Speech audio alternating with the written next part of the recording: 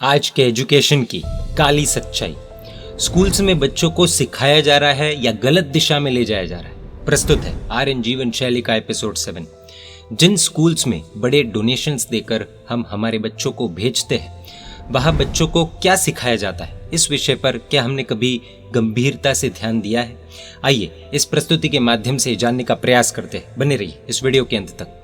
समस्या का समाधान तब तक नहीं मिलता जब तक समस्या को समझा न जाए।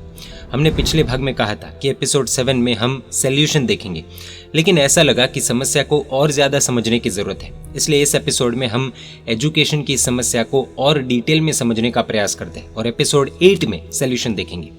प्रेजेंट एजुकेशन सिस्टम ने खूबसूरत भारतीय संस्कृति को बर्बाद ही किया है एवं अभी भी कर रहा है, लेकिन किस तरह से, आइए देखते हैं 9 पॉइंट्स में। Point number 1. A 5th standard social studies textbook of a popular board has a chapter called The Earliest People. On its first page, there is a diagram and a question attached to it. Diagram shows an image of a chicken tandoori and asks which tool will cut it better, a knife or a stone. बोलिए, क्या हम ये चीज़ हमारे बच्चों को सिखाएंगे, सिखा पाएंगे? लेकिन सिखाने तो भेज ही रहे ना। एक तरफ गुरु भगवंत हमें सिखाते हैं कि जीव को मारना नहीं, जीवों को मारना पाप है, मांसाहार पाप है, मांसाहार से दुर्गति होती है। दूसरी तरफ तरह तरह के नुस्खे से मांसाहार सही है और कॉमन है, ऐसे गलत संस्कार बच्चों में डाले जाते हैं, जैसे कि अंडा निर्जीव है, अंडों में प्रोटीन ज़्यादा है, संडे हो या मंडे रोज़ खाए अंडे। क्या मन के परिणाम नहीं बिगड़ेंगे? कई राज्यों की सरकारों ने भी स्कूल्स में बच्चों को अंडे खिलाने की परमिशन भी दे दी है, जिसका वर्तमान उदाहरण है कर्नाटक की सरकार। आत्मा से कोई लेना देना नहीं है। चलिए मान लेते हैं कि हमारा बच्चा अंडा नहीं खाता, लेकिन अंडे खाने वाले लोगों के बीच धीरे धीरे क्या उसका मन परिवर्तित नहीं होगा? क्या अंडा मांसाहार नॉर्मल नहीं लगने लगेगा? Point number 2. The 9th and 10th standard social studies textbook of a board has many chapters that misrepresent our traditions and culture and spread misinformation about many such practices that used to take place in our societies in the British era. A chapter called Renaissance in India says that religious rituals, rites and customs represented social ills and evil tendencies and stunted the nation's progress. It also says that the reason that we lost our freedom to Britishers was this attachment to the religion, which the textbook mentions as backwardness of society. यहाँ पर बच्चों को पढ़ाया जाता है कि अलग अलग धार्मिक रीति रिवाज आदि राष्ट्र के विकास में बाधा डालते हैं। क्या वास्तव में ये सच है? जरा गौर करें। भारत को सोने की चिड़िया कहा जाता था। एक समय भारत का नाम विश्व में पहले स्थान पर था। सब प्रकार से समृद्ध एवं संपूर्ण साभार भारत को कई विदेशी आक्रमणकारों ने बेरहमी से लूटा है और आज भी हद पार ज्यादा लूट रहे हैं। दुनिया की डेवलप्ड कंट्रीज को भारत में बड़ा मार्केट एवं तगड़ी कमाई दिख रही है। ये कमाई ज्यादातर धार्मिक रीति रिवाज के कारण भी है। दिवाली के समय में कई लोग कहते हैं ना, अब सीजन का टाइम है, बहुत धंधा करना है, बहुत बिजनेस करना है। क्या हम ये सब भूल गए? यहाँ पर यह भी पढ़ाया जाता है कि धार्मिक रीति रिवाज के कारण ही हमने हमारी स्वतंत्रता खोई है और हम ब्रिटिश के गुलाम बने। लेकिन यहाँ शूरवीरता के नजरिए से ये सिखाया नहीं जाता कि अखंड हिंदुस्तान की प्रजा धार्मिक संस्कृति के कारण सरल, श्रद्धालु, मैत्री भाव आदि गुणों से युक्त थी। अतिथि देवो भव, वसुदैव कुटुंबकम आदि की भावना वाली थी। इसलिए शरण में आए हुए किसी को भी आश्रय देने वाली थी। मैत्री का भाव जताकर किसी का विश्वासघात और पीठ में खंजर भोंकने वाली नहीं थी। इसी सरलता का सभी प्रकार से विदेशियों ने खूब फायदा उठाया। मुगल, अंग्रेज सभी यहाँ शरणार्थी थे, मित्र बनकर आए थे और फिर उन्होंने विश्वासघात का हथियार आजमाया, पीठ में खंजर भोंकने वाली रस्म को अपनाया। इस तरह से अंग्रेजों ने भारत को गुलाम बनाया। ये सच्चाई बच्चों को सिखाई नहीं जाती और उल्टा धार्मिक रीति रिवाज के कारण हम ब्रिटिश के गुलाम बने, ऐसा सिखाया जाता है ताकि भावी प्रजा धर्म विमुख यानी कि नास्तिक बन जाए, धर्म के विरुद्ध बन जाए। न जाने इन लोगों का धर्म ने क्या बिगाड़ा है, भारतीय संस्कृति ने क्या बिगाड़ा है और ये लोग धर्म के ही इतने विरोधी क्यों है, ये संशोधन का विषय है। लेकिन इस पढ़ाई के बाद बच्चा नास्तिक न बने, ऐसी हम उम्मीद कैसे रख सकते हैं? वो धर्म को ऑर्थोडॉक्सी कहेगा ना। चाणक्य जैन धर्मी थे, चंद्रगुप्त मौर्य ने भी जैन धर्म अपनाया था। क्या उन्होंने अखंड भारत की स्थापना नहीं की थी? वो तो चुस्त धर्मी थे।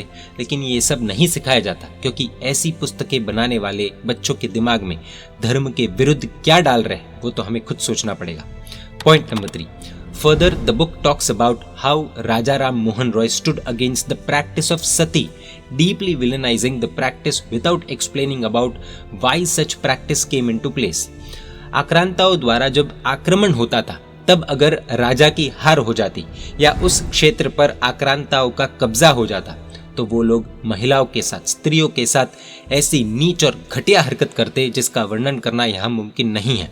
वो बर्बरता का शिकार स्त्री न हो इसीलिए वो अपने आप को आग के हवाले करती थी। ये बात पुस्तकों में नहीं पढ़ाई जाती है। इस सती होने के पीछे का कारण था शील की रक्षा। तब पुलिस नहीं थी, न ही कोई कैंडल मार्च निकाल पाता था, बल्कि महिलाओं को घरों में से उठा लिया जाता था। इसके बाद क्या होता था वो कहने की जरूरत नहीं है। भारत की नारी अपनी शील की रक्षा के लिए जान तक दे देती थी, क्योंकि प्राणों से भी ज्यादा महत्व शील का है। यह कोई प्रथा नहीं थी। अगर प्रथा होती तो हर स्त्री को हर समय में ऐसा करना पड़ता, लेकिन ऐसा भारत के इतिहास में नहीं होता था।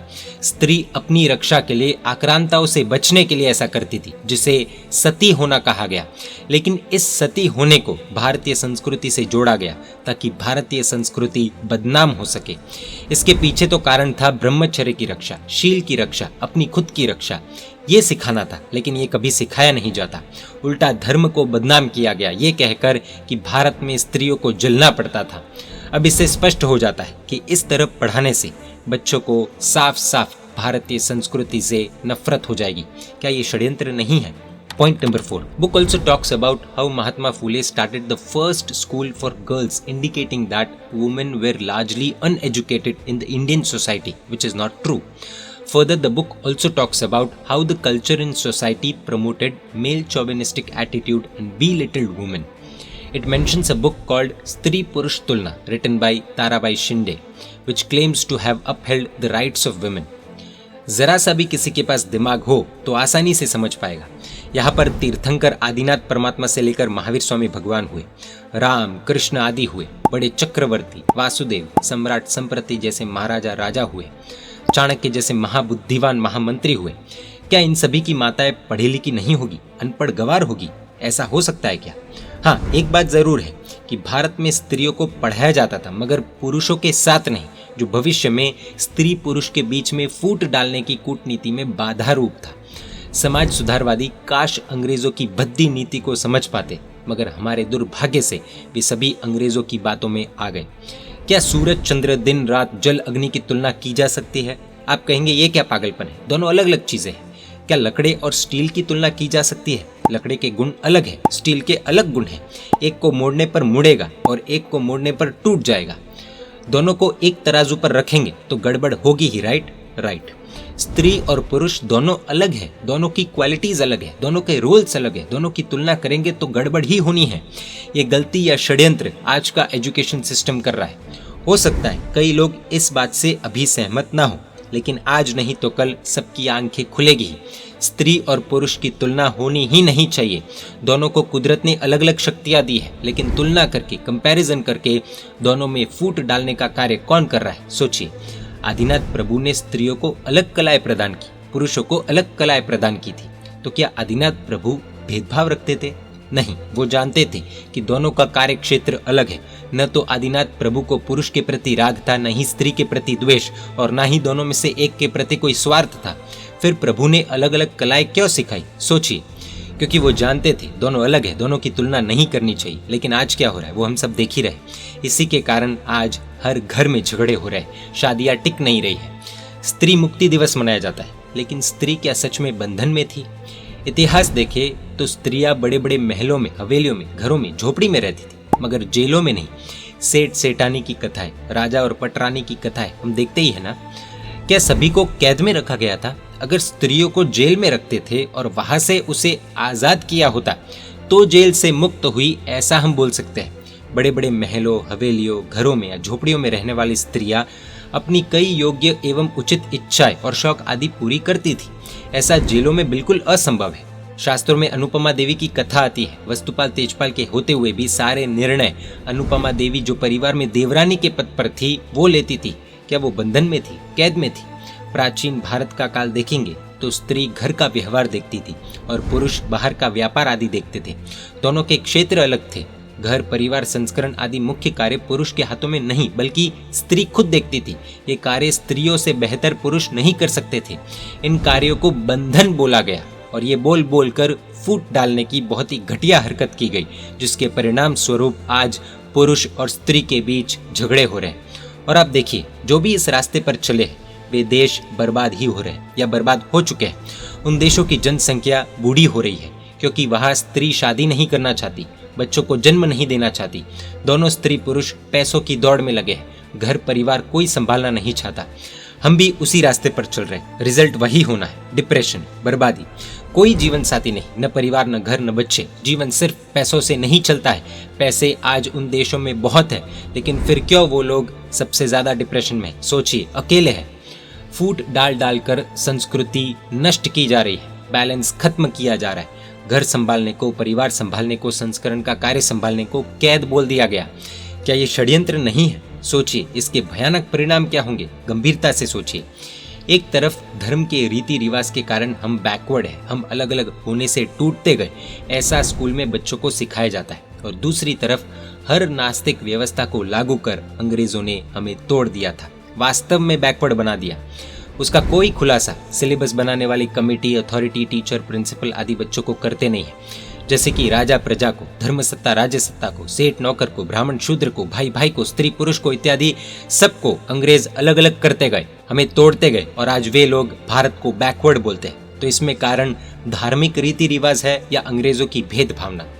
अंग्रेजों की ऐसी गूढ़ कपट छल नीति से अनजान उनकी बातों में आकर स्त्री पुरुष तुलना किताब लिख दी गई, मगर इसके पीछे का दुष्परिणाम विचार नहीं किया गया। अगर ये ख्याल आ गया होता तो शायद वो किताब लिखने की भूल ही नहीं होती। Point number 5, education system caste system का विरोध करती है और बच्चों को ये पढ़ाया जाता है कि भारत में जो कैस्ट सिस्टम है वो गलत है।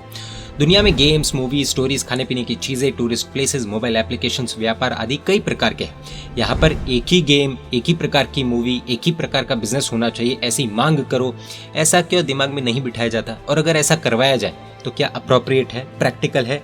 नहीं, क्योंकि लोग भिन्न भिन्न प्रकार के हैं, भिन्न भिन्न रुचि वाले होते हैं, तो भिन्नता चाहिए ही चाहिए। किसी को तीखा तो किसी को मीठा या खट्टा इत्यादि की रुचि हो। अगर ऐसा सोल्यूशन दिया जाए कि सिर्फ एक ही स्वाद होगा तो सब डिस्टर्ब हो जाएगा। भिन्नता होगी तो ही व्यवस्था सुचारू रूप से बनी रहती है। जैसे व्हीकल्स अलग अलग प्रकार के हैं, कोई 2 व्हीलर, कोई 4 व्हीलर, कोई बस, कोई ट्रक, कोई ट्रेन, कोई प्लेन, सबके कार्य भी अलग अलग प्रकार के हैं। तो पर्टिकुलर कार्य के लिए पर्टिकुलर व्हीकल ही चाहिए। एक ही प्रकार के व्हीकल से काम ठप हो जाएगा, कॉमन सेंस है। वैसे ही मशीनरीज, वेपन्स के बारे में, दवाइयों के बारे में भी सोच सकते हैं। हमें मकानों में, कपड़ों में, महलों में, फर्नीचर में विविधता ही चाहिए, एक प्रकार का नहीं चाहिए। तो कैस्ट, रिलीजन, लैंग्वेज के मुद्दे में एक स्वरूप ही अच्छा है। ऐसी अननेचुरल बातें बच्चों को सिखाकर क्या खिचड़ी पकाई जा रही है और कौन अपनी खिचड़ी पका रहा है और क्यों पका रहा है, ये हम सभी को गंभीरता से सोचना चाहिए। और सिर्फ इतना ही नहीं, इस पर ठोस कदम भी उठाने चाहिए। एक तरफ नास्तिकता सिखाना, दूसरी तरफ कहना एक ही धर्म होना चाहिए। सोचिए, भारत में जो कैस्ट सिस्टम था वो गलत नहीं था, वो एक व्यवस्था स्वरूप था जिससे समाज का बैलेंस अच्छी तरह से बना रहता था। इस कैस्ट सिस्टम में भेदभाव डालने का काम अंग्रेजों ने किया, लड़ाई अंग्रेजों ने करवाई। पॉइंट नंबर 6, और 10th standard text book has a chapter called democracy and diversity, which talks about freedom of choosing one's religion after they grow up, and that religion and faith are factors that depend on a person's own choice. It also talks about the Chinese society saying that it has only one language, even though it is spread over such a vast area of land. It even mentions how Europe has several languages yet only one religion. In contrast, India always has and had a lot of diversity in its societies. It seems as if the writer is praising those other countries for standardizing a part of their culture and that India should follow the same. It says that homogeneity is essential for democracy and that diversity is an obstacle to democracy, as where there is diversity, it leads to formation of different groups making political demands based on that diversity. It has an activity at the end of the chapter which asks whether it will be right to reduce diversity and make the entire society homogeneous, because diversity leads to many problems. It also asks if people in a country should only be of one language or culture, insisting that all groups should become alike. All these seem like an attack on Indian customs and attempts to weaken our culture. लोकशाही को promote करना था, इसलिए राजशाही को बेहद बदनाम किया गया। अब कम्युनिज्म को प्रमोट करना है, इसलिए लोकशाही को क्रिटिसाइज किया जा रहा है। ये चाइना का मॉडल है जो एजुकेशन द्वारा भारत में थोपा जा रहा है। लेकिन क्यों? क्या ये लोग one language, one culture, one religion जैसी बातों में इतनी दिलचस्पी ले रहे हैं? बच्चों को भाषा, गणित, कला, विज्ञान, सद्गुण, खेलकूद, आरोग्य, न्याय शास्त्र, ज्योतिष शास्त्र इत्यादि सिखाना अनिवार्य है, जो जीवन जीने के लिए आवश्यक है, जिसमें भाईचारा, मैत्री भाव से अच्छी समाज व्यवस्था का निर्माण हो सकता है। ऐसा तो नहीं है कि कम्युनिज्म से ही समाज व्यवस्था अच्छी बन सकती है।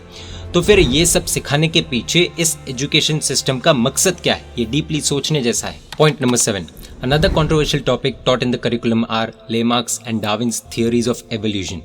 Both of these theories are theoretically accepted but practically still not accurate. Lot of objections are raised for both of these theories.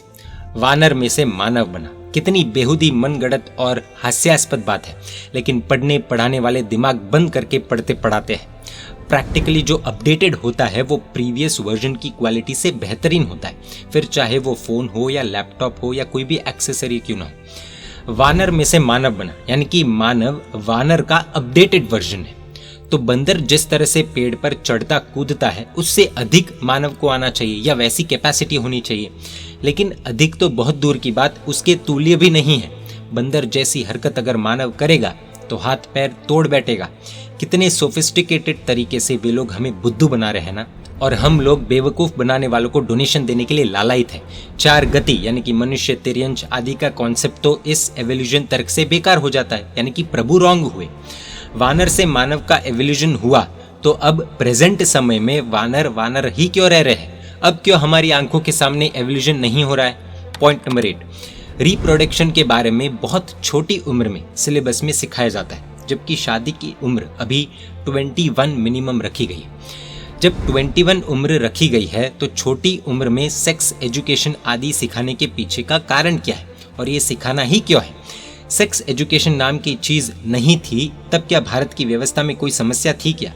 आज का एजुकेशन सिस्टम बच्चों को सेक्स एजुकेशन सिखाना चाहता है। बच्चों को एक्चुअल में शील, ब्रह्मचर्य, सदाचार, पवित्रता आदि सिखाना होता है। उसके बाद इन चीज़ों का ज्ञान उसे हो तो भी उसका जीवन पवित्र बना रहता है। लेकिन अभी तो चारों ओर किस तरह सेफली भोग भोगा जा सकता है और बचा जा सकता है। भिन्न भिन्न प्रकार की दवाइयाँ मार्केट में उपलब्ध है जिससे गर्भ ठहरे ना, एवं शादी से पहले अगर किया जाए तो सब कुछ नॉर्मल है। एक से ज़्यादा व्यक्ति के साथ किया जाए तो भी चलता है। ये सब चीज़ें दर्शाई जा रही है, फिर चाहे वो स्कूल का वातावरण हो, कॉलेज का हो या फिर मूवीज का। हाल ही में एक न्यूज़ सामने आई थी, स्कूल में जा रहे बच्चों के बैग में से इस विषय के संबंधित कुछ चीज़ें मिली थी। सोचने जैसा विषय। गर्भ संस्करण की तो बात दूर दूर तक नहीं आती। माँ का रोल क्या, पिता का रोल क्या, ब्रह्मचर्य क्या, शील क्या, इन सब से एजुकेशन सिस्टम का कोई लेना देना नहीं, आत्मा से कोई लेना देना नहीं है। आपको शायद हैरानी होगी, गर्भावस्था में भारतीय संस्कृति तो ब्रह्मचर्य पालन की बात सिखाती है, लेकिन वेस्टर्न कल्चर इसके खिलाफ है। जी हाँ, वो तो गर्भावस्था के दौरान अब्रह्म के सेवन का समर्थन करते हैं। हम किस तरफ जा रहे हैं, सोचने जैसा है। 8 साल, 9 साल, 10 साल के बच्चे दुष्कर्म कर रहे हैं। इसके पीछे का कारण क्या है, सोचिए। Special thanks to dirty movies, बच्चों को अब उम्र से पहले सब कुछ पता चल जाता है। क्या आज की एजुकेशन सिस्टम ने कभी इन सब चीज़ों का विरोध किया है? हमें कुछ जानकारी प्राप्त हुई है कि बहुत जल्द छोटे छोटे बच्चों को गंदी चीज़ें बहुत छोटी उम्र में कुछ देशों में सिखाई जा रही है या फिर सिखाने की प्लानिंग में है। उसी दिशा में भारत भी बढ़ रहा है या बढ़ने वाला है। इसकी जानकारी हम यहाँ पर देना उचित नहीं समझते। आप खुद थोड़ा रिसर्च कर सकते हैं। बिना सदाचार, संस्कार आदि सिखाए वासना, विकार भाव बच्चों में जगाना यानी कि बंदर को शराब पिलाने जैसा है। कहते हैं आज तो एजुकेशन बहुत मस्त हो गया है, तो फिर क्यों इतने बलात्कार हो रहे हैं? स्कूल के बच्चे बलात्कार कर रहे हैं। क्यों वासना का गंदा खेल खेला जा रहा है? क्योंकि सेक्स एजुकेशन तो सिखा दिया, लेकिन परस्त्री गमन नहीं करना ये कभी सिखाया ही नहीं जाता। और हमारी संस्कृति में बच्चों को छोटी उम्र में पहले ये सिखाया जाता है, परस्त्री गमन नहीं करना। परस्त्री गमन करना महापाप है, परस्त्री गमन नरक का द्वार है। वो इसका अर्थ समझता है तब तक इस शब्द से संस्कार दृढ़ हो जाते हैं। समाचारों में अक्सर पढ़ने सुनने में आता है, लड़के ने लड़की या फिर लड़की ने लड़के की, पति ने पत्नी या पत्नी ने पति की, प्रेमी ने प्रेमिका या फिर प्रेमिका ने प्रेमी की क्रूरता से हत्या कर दी। उसके मूल कारण में अफेयर्स है। विदेश में पढ़ने भेजने वाले माता पिता को मालूम हो कि कनाडा में 3 में से 1 लड़की अबॉर्शन करवाती है, जिसके मूल में सेक्स एजुकेशन है, तो क्या माता पिता उन्हें उधर भेजेंगे? क्या माता पिता सेक्स एजुकेशन के समर्थन में है? बंदर को दारू पिलाने वाली बात है। पाप क्या है और कैसे होता है, हर जीव को ये सिखाने की जरूरत कभी नहीं पड़ती है, क्योंकि हर जीव को पाप का ही पक्षपात, रुचि, पुरुषार्थ, संस्कार होता ही है। लेकिन हर जीव को ये सिखाने की जरूरत है कि धर्म क्या और कैसे होता है, क्योंकि हर जीव को धर्म के प्रति पक्षपात, रुचि, पुरुषार्थ, संस्कार इतने गहरे नहीं होते। वासना, अब्रह्म सेवन, दुराचार तो जानवरों को भी सिखाने की जरूरत नहीं पड़ती, क्योंकि ये सब उनके लिए सुलभ है। मगर उपासना, ब्रह्मचर्य पालन, सदाचार, ये सब मानव जाति को सुलभ है और यही सिखाने जैसा है। अगर सभी लोग ये सब सीख जाए तो अभी बताए गए सारे दुष्कर्म आदि के समाचार बंद हो जाएंगे। हमें क्या चाहिए और क्या करना चाहिए, लेकिन हम किस तरफ जा रहे हैं, सोचने जैसा है। पॉइंट नंबर 9, स्कूलों में मुगलों के बारे में सिखाने के पीछे का उद्देश्य क्या था? क्या हमने कभी सोचा? इतिहास में मौर्य साम्राज्य, संप्रति महाराजा, महाराणा प्रताप, छत्रपति शिवाजी महाराज आदि ऐसे अनेक महापुरुष हुए, उनके बारे में क्यों सिखाया नहीं गया? इसके पीछे क्या कारण ये था कि भारत के मूल वंशज के रूप में मुगलों को स्थापित करने की प्लानिंग थी? ये सच में एक संशोधन का विषय है, क्योंकि अगर ये एस्टेब्लिश हो जाए फिर तो अंग्रेज आदि सब भी भारतीय मूल के लोग साबित हो जाए और जो वास्तविकता में मूल के थे उनको लोग भूल जाए और हम अपने आप को बाहरी समझ बैठे। बच्चों को इतिहास में सफेद झूठ पढ़ाया जाता है कि भारत की मूल प्रजा द्रविड़ है और आर्य तो बाहर से आए हुए परदेसी है। लॉजिकली ये बात सही है या साफ गलत है, इस पर हमें विचार जरूर करना चाहिए। अगर आर्य बाहर से आए थे तो कहाँ से आए थे? जहाँ से आए थे वहाँ की भाषा कौन सी थी, धर्म कौन सा था, संस्कृति परंपरा कौन सी थी, जो मैच होने के कारण हम मान सके कि आर्य कहाँ के हैं। भारत में जितना कैस्टिज्म, लैंग्वेज, कल्चरल वेरिएशंस है उतने दुनिया में कहीं पर भी नहीं है, और ये सब वहाँ देखने की बात तो दूर, सोचने में भी नहीं है। तो कैसे हमें पढ़ाया जाता है कि आर्य बाहर से आए हुए परदेसी है? सोचना तो ये है कि गलत इतिहास पढ़ाने के पीछे कौन सी कूटनीति है, हमें क्या सिखाया जा रहा है, क्यों ये षड्यंत्र रचा जा रहा है, ये हमने सिर्फ संक्षेप में देखा है। अगर आप इसकी भयानकता जानना चाहते हैं तो खुद भी थोड़ा रिसर्च करना होगा, जागरूक लोगों से जुड़ना होगा, इन विषयों पर आपस में चर्चा करनी होगी। अब कई लोगों के मन में एक बात क्लियर हो गई होगी कि आज के एजुकेशन सिस्टम की पढ़ाई यानी कि बर्बादी। तो फिर इसका प्रैक्टिकल सॉल्यूशन क्या हो सकता है, अगले एपिसोड में हम जानेंगे। इस QR कोड को स्कैन करके आर्यन जीवन शैली पुस्तक आप प्राप्त कर सकते हैं। अधिक जानकारी के लिए इस कॉन्टैक्ट इन्फॉर्मेशन पर संपर्क कर सकते हैं। जय जिन शासन, जय महावीर।